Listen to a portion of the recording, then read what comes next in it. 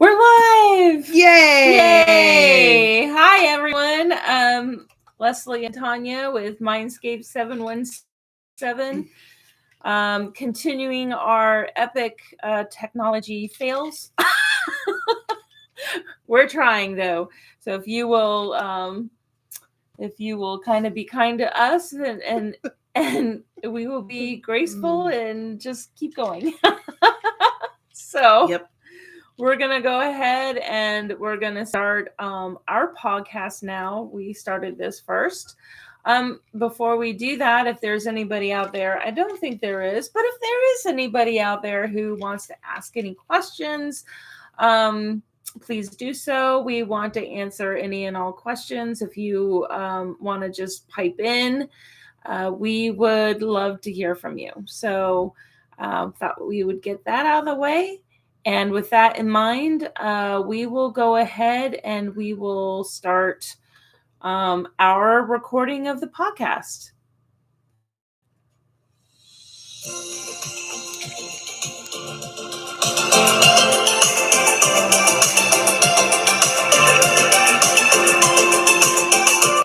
Hello, everyone. Hi.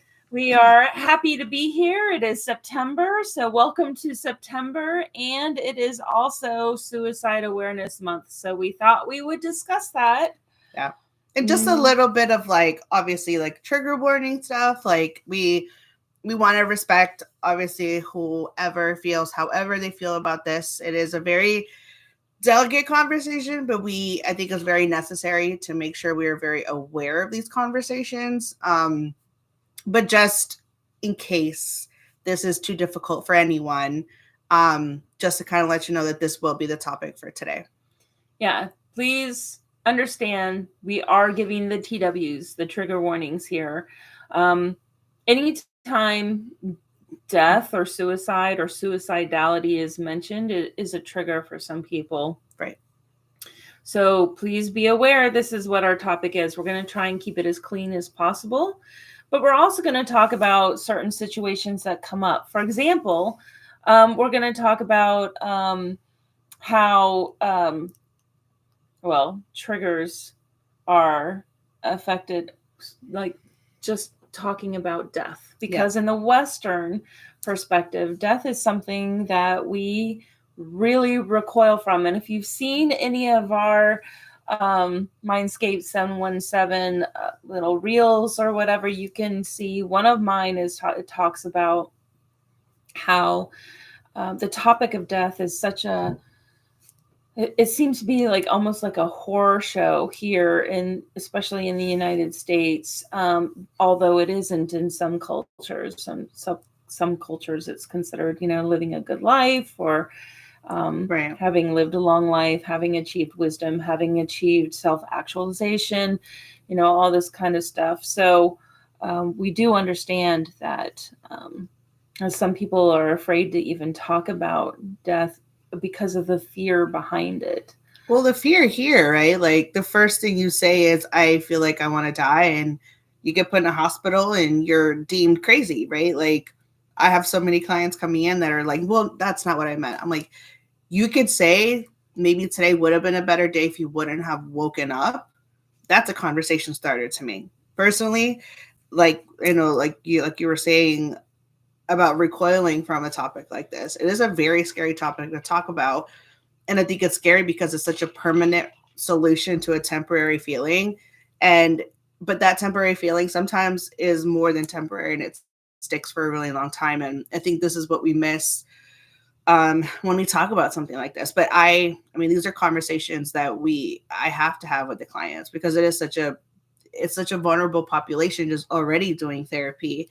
And people are very triggered by things. And I think a lot of the times especially when we talk about depression and trauma, those things have a huge weight on our shoulders. And sometimes the only way out is to think that way. And we were talking earlier about how it seems very counterintuitive to say this is the way that your brain can see out of the situation, but that's literally what's happening. We see it becomes this light at the end of this really dark tunnel, and sometimes that is the only way out. But people that want to go ahead and take that step in their life, you will never know until it happens. And these are the conversations where we try to find the differentiation between suicidal ideation and self-harming, because those are very different when we start looking at what the definitions are and how it presents something in therapy and or in anyone's life. I think that's actually a really good idea, is to present what self-harming is compared to suicidality. They're two different things now, and they're two different things globally. This is universal. This is not Right. just a Western, concept. So, but with self-harm, what are you trying to achieve? Well, self-harm, it's more of, and I know this has been more of a topic that's been brought up, but it is a release of, it's a very cathartic thing to do for people that need to find those feelings, right? It's a release of energy. It is a release of emotion. Self-harming, we're trying to ground ourselves. And again, very counterintuitive when we think of what is the safest thing. But so many people have, and we can kind of look at it the more morbid way of the self-harm as cutting and really doing physical harm. But if we look at self-harming, it could be as far as like not eating. Like it could be as far as like binge eating. Mm-hmm. It could be as far as like avoiding everything and literally just self-isolating. And this is where we find these differences, and when we find that this is the goal of this, it's what's going on, why is this a push in this direction. But sometimes that feels the safest thing to do, because we can look at the big things of cutting and really doing physical harm where we end up overdosing, we're at the hospital, but there's so many other self-harming, but it's a very cathartic thing for people. You The have release. to be, it's the release. I've heard people talk about how it just releases Yeah. all this anxiety and fear and nervousness and, sadness, other stuff. the sadness that is released through the self-harming. And, there's been an array of experiences, at least as a therapist, and even prior to that, really working in case managing. There's a lot of conversations of like, well, I don't even know what to do anymore. I don't know what to do. You're not being heard by people around you. You're not being taken serious. So the only thing you do is you can't really yell at them because they don't care. And then you turn around and you have to inflict some kind of pain, because it gives you that release in that moment to be like, all right, fine. Now I feel better after this. People punch themselves. People will like bang their heads on the walls. Yeah. All of these things, right? It's a huge and again, it's because your body like needs something. There's this adrenaline and all of this stuff that we feel when we are so overwhelmed. It's just heavy. It's so heavy on their shoulders, and everything feels like it's way too much. That's the only way out to our brain in those moments. And before we actually got on the podcast, we were talking about like the different concepts of society and suicidality. So self-harm can lead to it, but sometimes it doesn't at all. Yeah. It's completely separate.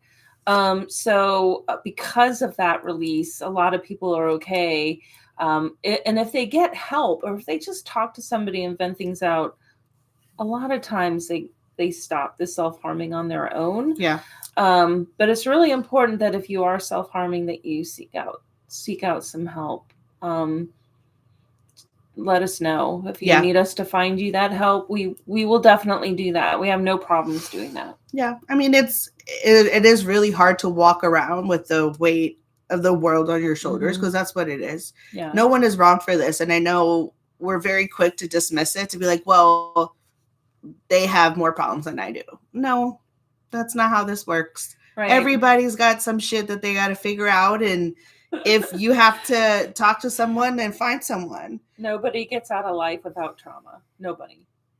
Absolutely not. And I know a lot of people are not going to like this, but first of all, I don't care, because I think we need to have these conversations. Yeah. Because it's really difficult to sit here and say, well, I don't got trauma. All right, let's talk about it. Yeah. Because when we start talking about it, we will find some shit to call trauma. Yep, we will. That's the truth. And there's always sadness too. We have to talk about this also, because if we don't talk about this, we as a society fail each other. And now we're talking about society.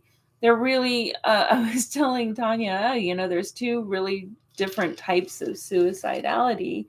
Actually, there's more than two, but the big ones are the fatalistic and the altruistic, the two different, the two big ones. And this is, she was a little bit surprised at the altruistic one. It's not Western, it's not a Western concept at all. It is definitely an Eastern concept. But it's out there for a reason why people do what they do. There's also religiosity, um, and I think there's a few more in there. But the fatalistic one is, you've made a plan, you have the plan, you feel so much better that you're reaching out to people, you're talking to people after a long time of not talking to anyone.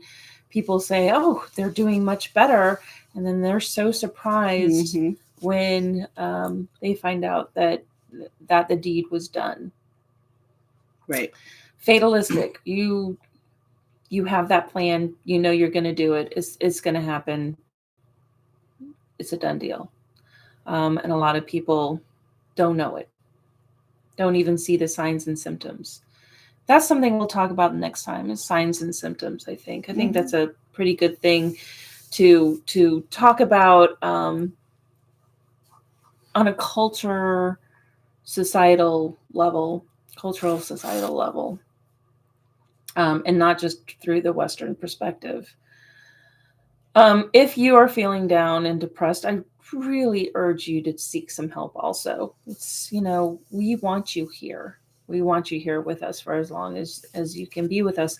Now, me saying that doesn't, I know it means nothing, but,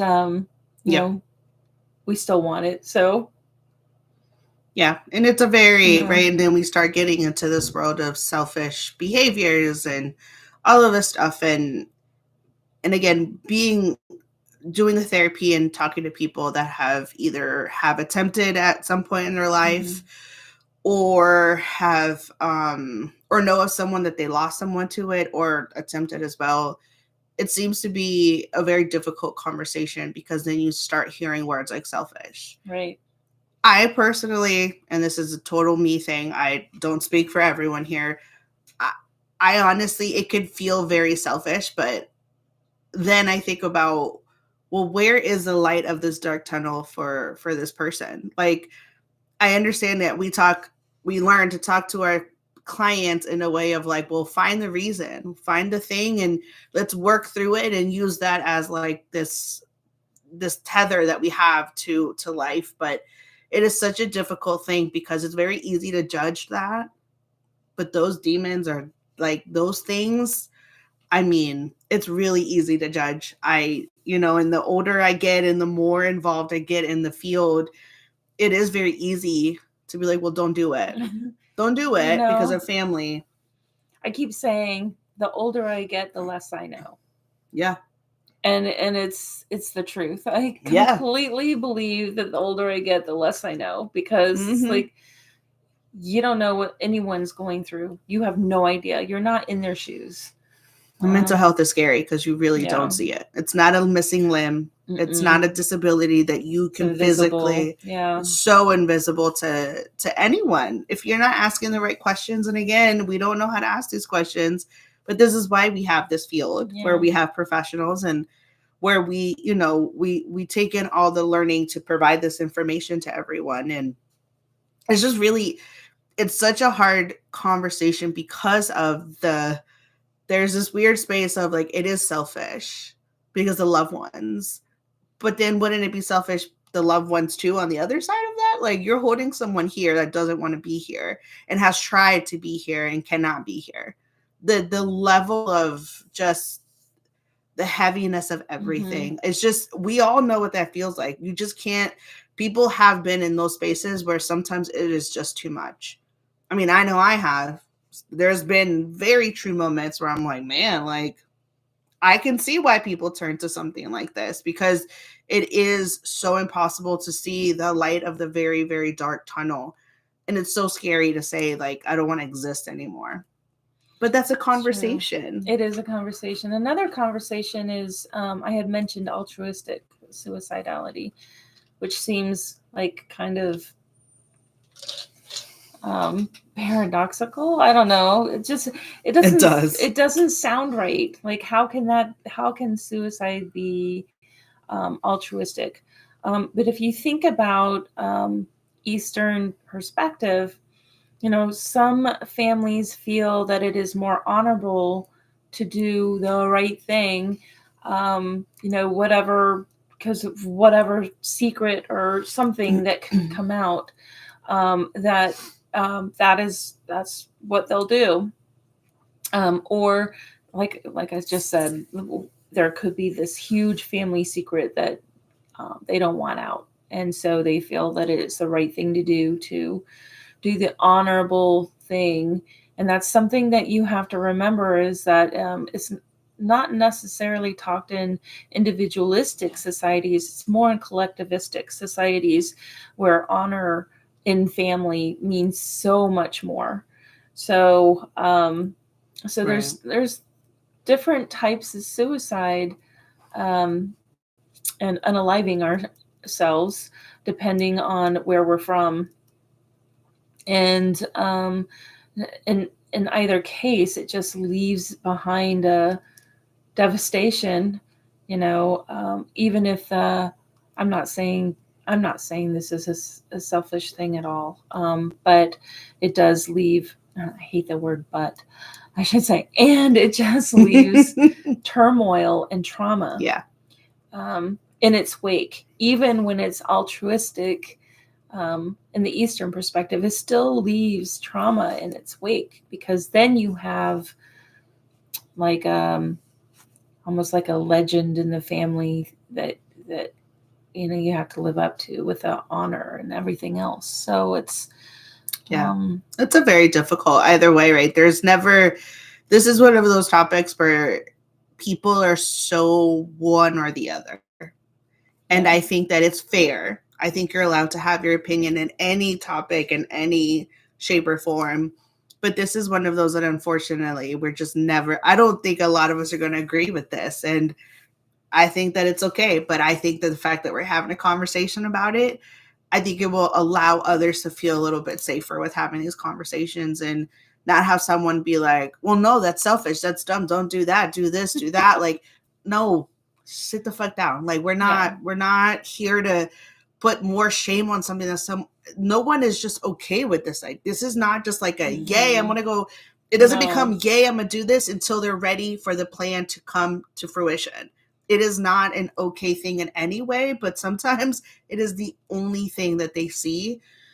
And that's where it gets sad, because the fact that that's the only way they can see out of this really dark tunnel, it is very heavy in either side of it. We didn't even get to talk about veterans today, and so we're going to have to do that. Oh, absolutely. Veterans, and unfortunately, suicide rates for primary health care. Anyone in healthcare has also gone up.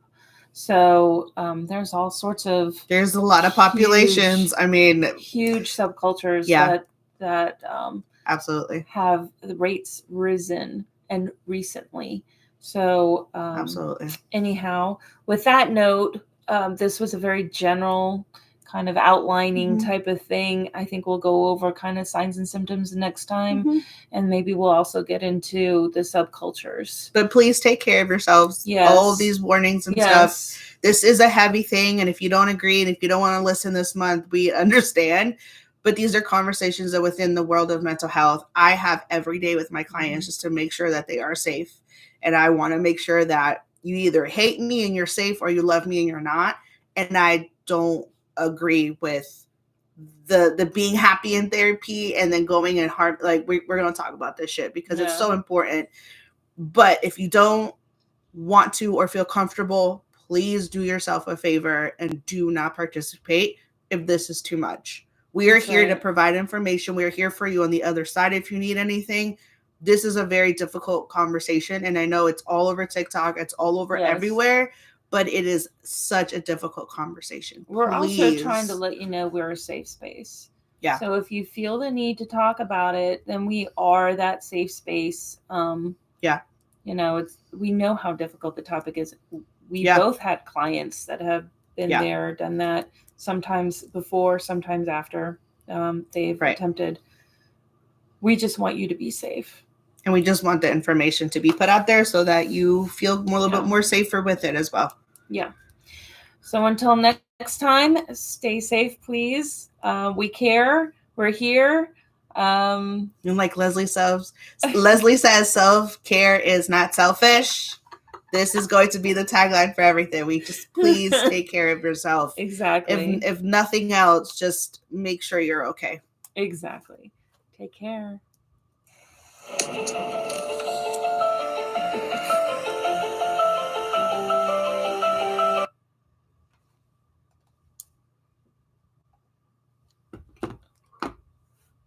We're still live. We're still live.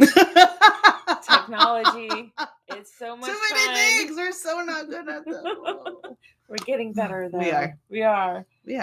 All right. You ready to end this thing? So, again, nobody showed up, but that's okay. You know what? They're still here for you to watch, and you can still get in touch with us, mindscape717@gmail.com, or you can go to TikTok and look us up, mindscape717. You can go to Instagram, which is at mindscape717. You'll find us. So, yeah. Until next time. Stay safe. Bye.